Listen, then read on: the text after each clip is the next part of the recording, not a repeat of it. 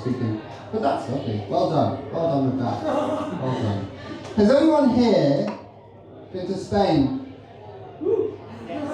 Wow, you're going to love this next act. But he's got one of those foreign names. His name is Elio Blahblah.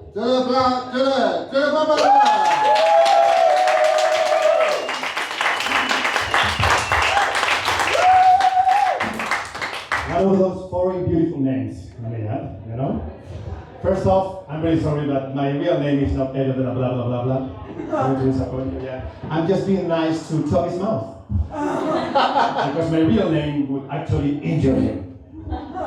You wanna hear my real name, guys? Here we go. My real name is Elio Joaquín de la Paciencia Arroyo Barranco.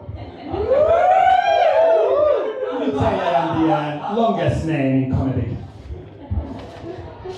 Names used to be way more interesting in the past in Spain, like my grandma, you know. During fascism, the bravest women were punished by being renamed. Yeah, awful stuff.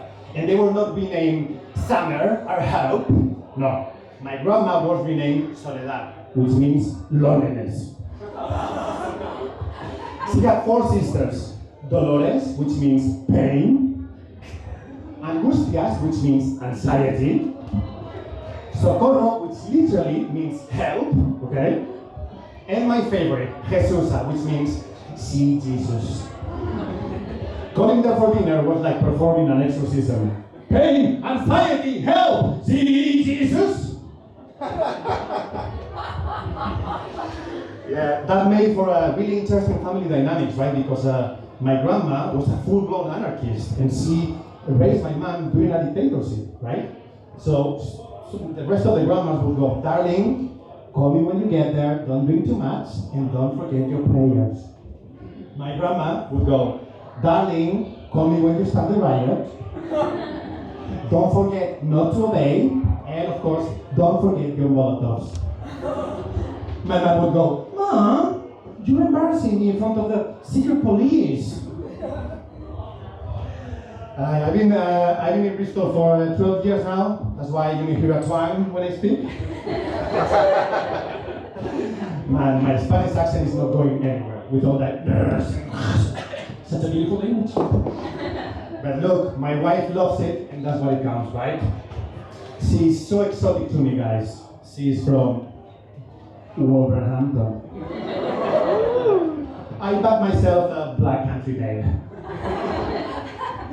When we started dating, her friends told her, oh, you're dating a Spaniard. Sexy, sexy. La vida loca. Ole! When in reality, I am a 40-year-old asthmatic dad with bad knees and an obese cat. La vida loca, more like La vida sofa. But yeah, after all this time, I have to confess something to you guys. In the light of the recent events, you know, and all this energy that is building up in this country, for the first time, I feel sad. You know, I feel uncomfortable. I feel disappointed, right, with everything that's going on, because where is all my hatred? Nobody hates Spaniards, you know. It's like we are real immigrants. What's going on? What's this not today? Look, we are loud, okay, touchy-feely, and we hate animals. Did you forget about bullfighting or what?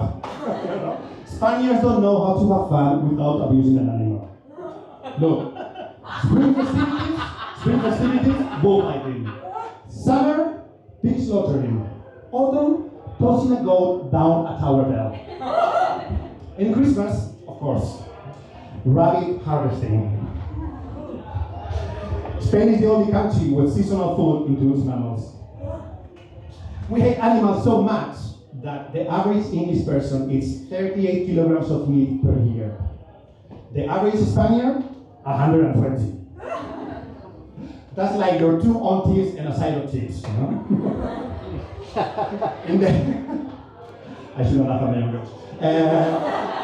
In the UK, you have locally gathered vegetables. In Spain, we have locally eliminated livestock. In Spain, cruelty-free means that the animal dies like in nature, being chased. But we are not crazy. I mean, we are crazy, but we have limits, you know. In fact, we draw the line at pets. I don't know if you know this, but recently the Spanish government passed a groundbreaking legislation on pets. Yeah. Now they are classified as creatures with feelings. Yeah. It's true, yeah. They cannot be mortgaged, abandoned, or mistreated, or made homeless. Yeah. So basically, now a cat has more rights than an immigrant in my country. Maybe that's why reform voters don't hate us, you know? They get it. No, but I know why we are not hated. You know, I debated and had a conversation with reform voters. And man, I swear to you, the only thing they want to talk about is football. Which means all the time, when you're Spanish, they are worried about stopping immigrants as much as they are worried about stopping the Spanish national team. Yeah, they like me, especially they like me just because my country is good at football, you know? What I'm saying is that maybe if Somalia took it more seriously during the pre-season, I don't know. Where am I? Oh yeah. Also, I work hard to be hated as well. That's why I'm really pissed off, you know? For example, during the Brexit campaign, I did some grassroots work, you could say. I would tell British women, hey, immigrant in the streets, referendum in the sheets. As with Brexit, pulling out was a disaster. That's why I'm a father now, yeah? But I've been thinking about this hatred thing, and maybe it's the fact that we don't, I'm just going to toss my hat, because I'm bald, it's sweaty, and it's too big. So there you go. For the audience, she's my friend. But yeah, maybe it's that we don't see hatred, right? Because Spaniards are not really good, like British, at passive aggressive, right? We just don't get it. I mean, we are good at passive aggressive. Also called domestic violence. No, what I'm trying to say is that we do confrontation by shouting our feelings in your face, right? You guys do confrontation by folding your feelings into a small piece of paper and leaving it on a windscreen. But it's not only people, it's also bureaucracy. You know, apparently, I am diverse. Yeah.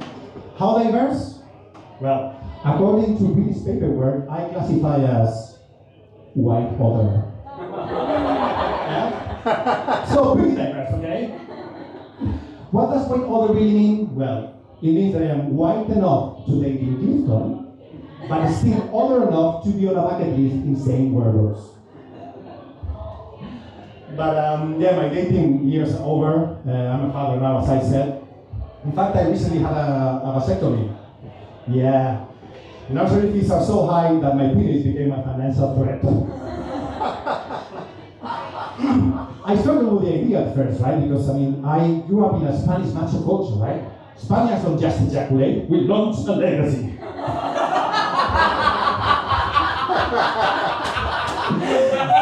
When we masturbate, we light up a candle, close our eyes, and think about our ancestors.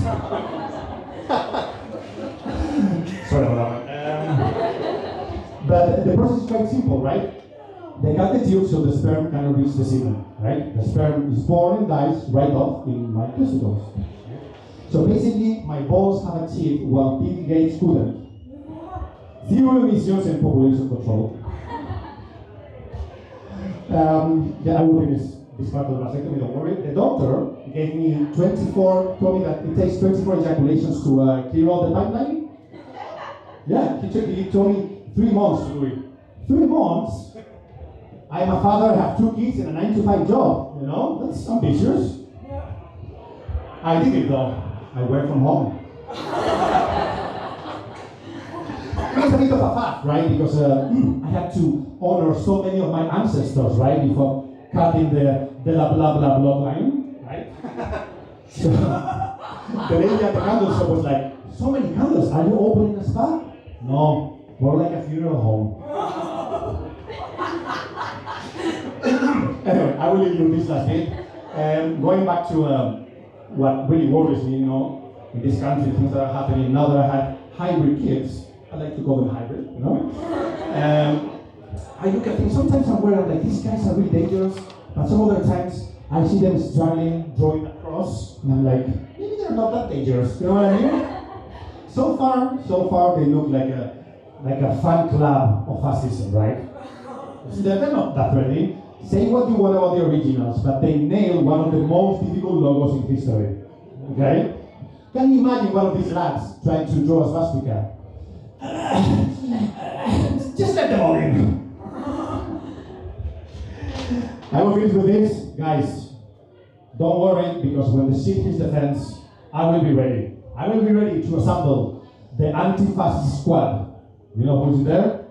Pain, anxiety, help, and come on everybody. See Jesus! Thank you very much. That was my time.